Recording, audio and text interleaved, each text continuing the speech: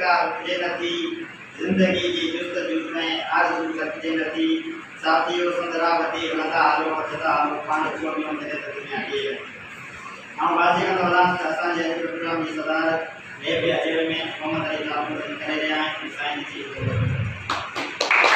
नाजा शागिर्द तंज़ीम निशात जमायत लवारी शरीफ मरकज़ निशात जे ज़ैली इदारे निशात एजुकेशन इम्प्रूवमेंट प्रोग्राम जे तरफ़ां Nishat library village Khansahib Abdurrahman ते हिकु लेक्चर प्रोग्राम बउनवान एग्ज़ाम प्रिपरेशन ते थी गुज़रियो। हिन प्रोग्राम जा लेक्चरर मोहतरम मौला बख्श चन्ना साहब जिन हुआ। हिन प्रोग्राम जी सदारत निशात एजुकेशन इम्प्रूवमेंट प्रोग्राम जे चेयरमैन मोहम्मद अली टालपुर जिन कई। प्रोग्राम में vice chairman Nishat education improvement programme Safdar Aslam Keerio, member Nishat education improvement programme Rasool Bakhsh जुणेजो, ज़िला सदर नाजा शागिर्द तंज़ीम निशात जमायत लवारी शरीफ नबीबुल्ला कोरेजो पिण मौजूद हुआ। जॾहिं त हिन प्रोग्राम जी कार्रवाई ज़िला जॉइंट सेक्रेटरी फारूक अहमद कोरेजो जिन हलाई।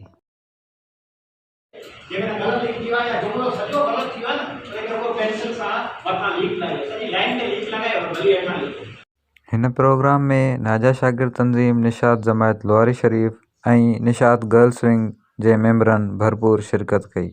निशात एजुकेशन इम्प्रूवमेंट प्रोग्राम जे chairman Mohammad Ali Talpur Nishat media cell सां ॻाल्हाईंदे चयो त अॼु नाजा शागिर्द तंज़ीम निशात जमायत लवारी शरीफ मरकज़ निशात जे ज़ैली इदारे निशात एजुकेशन इम्प्रूवमेंट प्रोग्राम तरफ़ां असां खानसाब लाइब्रेरी खानसाब अब्दुर्रहमान ते नेप जे तरफ़ां एग्ज़ाम प्रिपरेशन जे हिसाब सां ही एक्टिविटी कराई।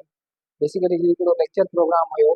हिन लेक्चर प्रोग्राम में असां जेके स्टूडेंट्स आहिनि निशात जा जमायत लवारी शरीफ जा जेके शागिर्द आहिनि असांजा, उन्हनि खे असां इहा तरबियत ॾिनी त एग्ज़ाम में पंहिंजी परफॉर्मेंस खे बहितर कीअं कजे त जीअं हू एग्ज़ाम में बहितरीन मार्कूं खणी सघनि।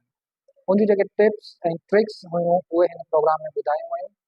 ऐं इन सां गॾोगॾु असां ॿारनि खे इहो बि ॿुधायो त एग्ज़ाम जी एक्चुअल तयारी कजे कीअं।